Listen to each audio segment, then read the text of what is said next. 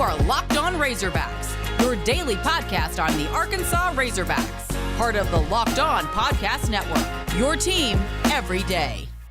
And welcome into the Locked On Razorbacks podcast. I am your host, John Neighbors. I am also the host of Out of Bounds. You can catch every weekday afternoon from 1 to 4 on 103.7 The Buzz and 103.7thebuzz.com. Today's podcast is brought to you by Rock Auto. Amazing selection, reliably low prices, and all the car parts you'll ever need. Visit rockauto.com and tell them that Locked On sent you.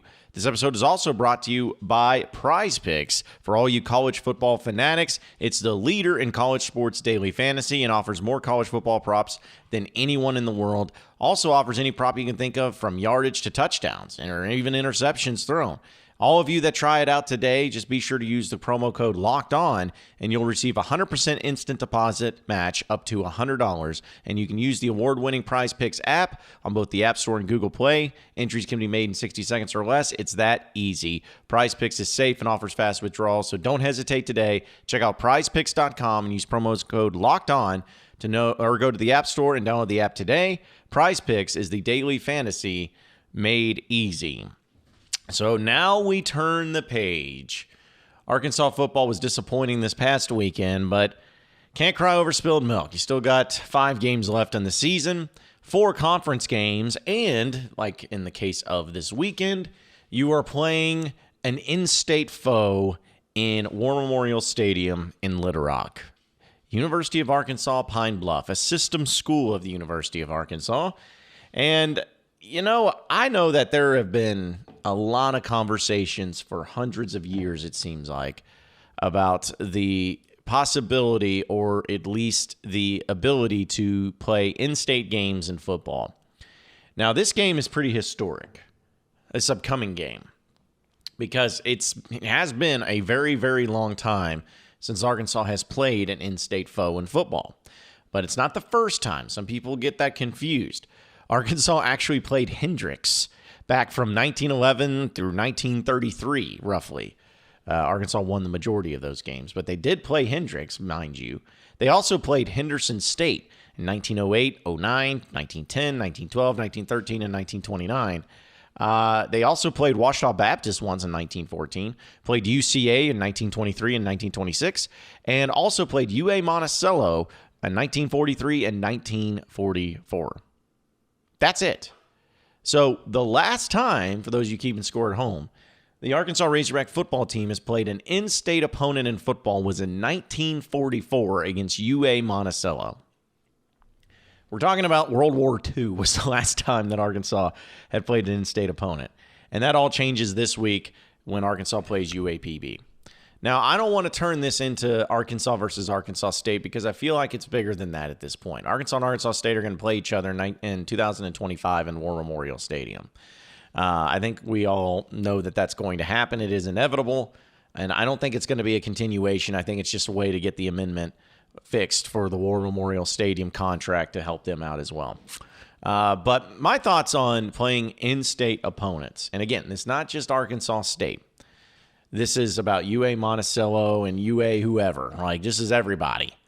I was very resistant to playing any in-state school, particularly Arkansas State, because I look at it as, all right, well, what's in it for Arkansas? If you're the Razorbacks, what's in it to play an in-state school? Well, nothing. I mean, let's be honest. People say, well, it keeps the money in the state. Well, why does Arkansas care about that? Well, what does that give Arkansas? Nothing. It doesn't give the university anything. It's not like they need it for recruiting purposes or for boosters and money or anything like that. You're the head show in town, and by far. So there was never a reason to play an in-state school. I mean, it was always just maybe it had been cool for the fans, but, you know, it was always that thing that, well, Arkansas didn't want it as much as the other teams did. You know, it wasn't a mutual thing. And everyone was like, well, wouldn't it be great to have, everyone's got rivalries with their in-state opponents? Yeah, okay. How many of the SEC teams have a rivalry with a Sun Belt team? Or whatever conference any of these teams are. None of them do. I was always resistant to that. And to this day, I am still resistant to an ongoing series with Arkansas State. Playing them once is fine. Making it a yearly thing, no, I'm not for that at all. But I've always believed that if you are going to play in-state schools, if you're Arkansas and you're going to decide to play in-state schools in football, you might as well do it at least in the regard of ones that are part of your system. Because if you are able to do it part of the University of Arkansas system schools, you can keep that money within the system. Instead of paying Louisiana Monroe or paying, whoever, you're at least paying a school that is within your own system, so it gives you that benefit as well. Whether it's UAPB or whoever, I know that sometimes, you got to look at it from the perspective of like in basketball and baseball too, with some of the smaller Arkansas schools. But overall, I feel like if you're able to do that, like if Arkansas, I would much rather, and this is what's going to maybe sound weird, but I would much rather play a yearly game against UAPB than Arkansas State. Not be ever because everyone's going to be like, oh, because you're afraid of them. No, it's because it makes more sense. If you're going to play an in-state school, play the school that needs the most help, play a school that could use the money a lot more, play a school that's in your own system, and there you go.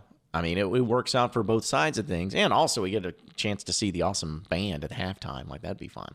But I've always felt like that was the case whenever you wanted to do it. But it's still not a necessity. It's still not something that has to be done. I'm just saying that if you're going to do it, you might as well do it that way. And that's why this game against UAPB this weekend in Little Rock is actually really fascinating to me. I know that some of you may not care as much because you're kind of down with the 3-game losing streak. You're not caring as much because the game's in Little Rock, mind you. But I think it's historic for the reasons that I just mentioned, and the fact that it's been the first time since World War II that you've been able to have a game like this. And so it's a pretty historical. And the other side of it, too, is the fact that the game is in Little Rock, which, again, if you know me and you've listened to this podcast, you know that I am very hesitant and resistant to having any games in Little Rock. There's no other school in Power 5, especially, that has to do something like this, where every year they have to play a game in a stadium that is as poor as that, as War Memorial, where the locker rooms are bad, the stands are bad, the facilities are bad, everything's bad. And I know that a lot of people are going to disagree with me on that, but it's just reality. No other school does that. And it's just gotten to the point now where it's no longer needed. And I think after 2025, that game against Arkansas State in War Memorial, that'll be the end of Razorback football games in War Memorial Stadium. It costs them too much money. You can't host recruits, anything like that. It's just not going to happen. But saying all that, I like the fact that this game against UAPB is in Little Rock and at War Memorial Stadium, because it is a game that can be beneficial to having UAPB people drive up, as well as the fans. The Central Arkansas fans find it very unique and are more willing to attend a game instead of being an SEC game. They're willing to attend a game that is against an in-state opponent, and everybody wins in that regard. So I say all that to say this. Should Arkansas have an ongoing series with Arkansas State? No. UAPB? I could see it. I wouldn't have a problem with it. Should Arkansas play games in Little Rock past the contract of 2025 at War Memorial Stadium? No. But if they were to play, like, for instance, UAPB every year in Little Rock, I wouldn't have much of an issue with that. I think that there can be some common ground that we can all come to for those of you who are on either side of the aisle when dealing with something like this. And that's kind of where I'm sitting at, too.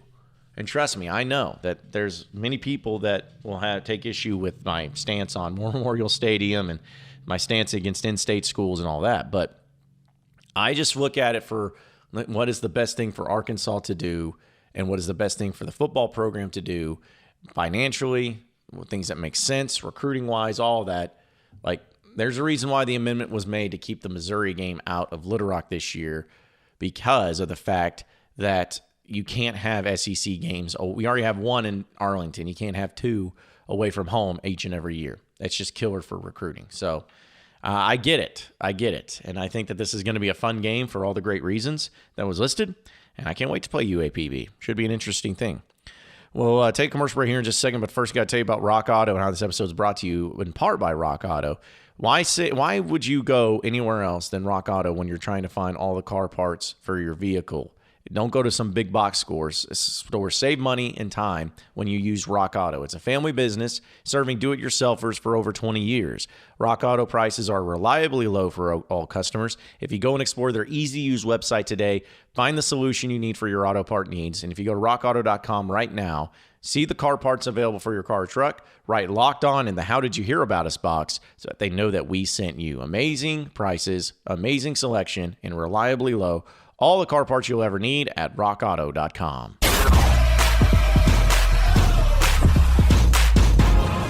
You are Locked On Razorbacks, your daily Arkansas Razorbacks podcast. All right, I do want to talk a little bit about Razorback Basketball and some of the good things going on with it right now due to the fact that they had their red-white game over the weekend. And I know that even though we're in football mode, there's still a lot of people that are excited about the Razorback Basketball team. And honestly, yesterday, when the official polls came out, or at least the Associated Press poll, Arkansas came out as preseason ranked number 16 in the country. It's the first time since 07-08 that this team has been in a preseason poll in the AP in the top 25. That's pretty insane. But pretty cool. And honestly, I don't think it's high enough. I think Arkansas will finish higher than what they will at 16, just when it's all said and done.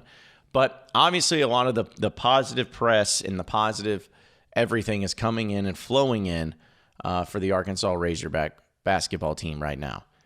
Things are going about as well as you could ask. And at the red-white game that happened over the weekend, what can you take from it? It's a practice. So it's not like you can say, oh, well, this is going to be awesome. But like, for instance, J.D. Note led all scorers. He had 22 points in the game. Stanley Amude had 16. Devo had 16.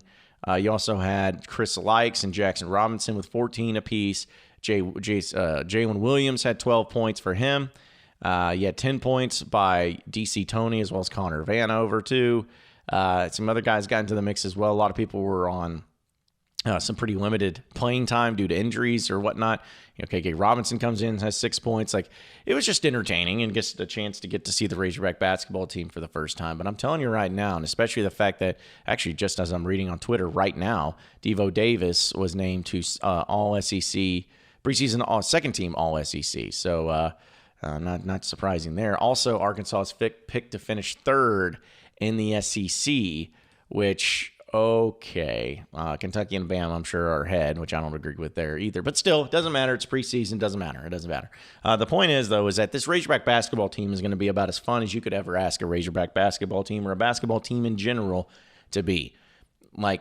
I know that last year you went to the Elite Eight, and that was phenomenal. You were the second best team in the SEC.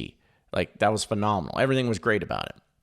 But the thing is last year's dynamic made it fascinating where you had a one-and-done NBA player in Moses Moody. You had a big-time transfer guy in Justin Smith that led the way. Had a lot of young freshmen that helped out. And you were able to be a great team. But the thing is this year now, I think that the team overall is better this year than what they were last year. Now, will they go as far into the tournament? It's hard to tell. It's a crapshoot once you get to the NCAA tournament. I think they will, but you never know how it's going to go. But I was just looking at the schedule and all of that too, and just seeing how the roster sets up. And honestly, you have a lot of experience with these transfers. Chris Likes is going to be big time. Stanley Amude is going to be big time. You got guys that are returning, like KK Robinson, that was hurt last year, that we know what he's been capable of and why he was highly recruited. You still got Devo Davis and Jalen Williams. You got Jackson Robinson, who is a guy that got a lot of experience from last year, or at least in his time at Texas A&M. You got a true freshman, Chance Moore, who looks really good as well. Kamani Johnson's going to be relied on a lot in that regard. You have a roster full of players with the ability to make plays. Like last year, you had Moses, you had Justin Smith, sometimes you'd had Devo, sometimes you had J.D. Note. But sometimes it would be somebody else. But it was always just kind of like your team win as those two players, your best players win. But this year, there's not a bad player on the roster. Like, there's no guy that when it's like, oh, gosh, when he comes off the bench, you're like, why? Why are we doing this? This is awful. You don't have that right now. You have nothing but a lot of quality players. Guys that are going to be able to maybe not go to the NBA. Maybe some of them will, or maybe one of them will. Who knows? But you have so much experience coming back and quality talent and quality play that it's hard not to get excited and feel like this could be the year. This could be the year where you could finally take advantage and move forward and do the bigger things that you're trying to do. Like, I look forward to it. I think that this basketball team is going to be ready. I think that people, even though that they're 16th and picked third to finish in the SEC West, or SEC in general, I think that that's still underrated. And I think that they're going to really shock some people. I could see someone similar to like last year too, where solid non-conference, get off to a slow start in SEC play, finish strong the rest of the way. I think that's where people would be at for it as well. The SEC is going to be tough, but I think Arkansas basketball with Eric Musselman is going to be about as good as anybody in this conference. That's how I feel about it. I got to tell you about sweat blocks, okay? I've been telling you about the wipes and everything. Listen, for a few weeks we've been talking about this. These wipes stop sweat for up to 7 days, and it seems people that have been listening, because we have friends at Locked On who have tried Sweat Block and have loved it. That's what has made it so interesting, is the fact that I've actually had people reach out to me and say, hey, I tried that out, and it works great. It stops excessive sweat for up to 7 days per use, and it's doctor-created, doctor-recommended. It has a dry shirt guarantee, and a Sweat Block doesn't keep you dry. You get your money back. So there's nothing better than that, where you try something, if it doesn't work, you get your money back. It's not just for armpits either. It's for chest, it's for back, it's for feet, it's for hands. You can use it anywhere. And, I mean anywhere, you know what I'm saying? So if any place that sweats, you can use it anywhere. So if you or someone you care about is dealing with excessive sweat, you have to check out Sweat Block by getting it today for 20% off at sweatblock.com using promo code LOCKEDON. Again, that's 20% off at sweatblock.com using promo code LOCKEDON, or get it at Amazon or CVS.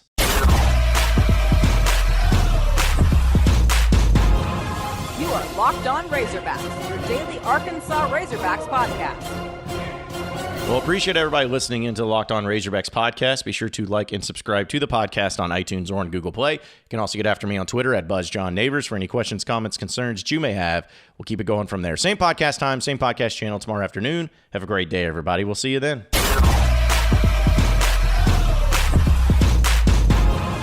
You are Locked On Razorbacks, your daily Arkansas Razorbacks podcast.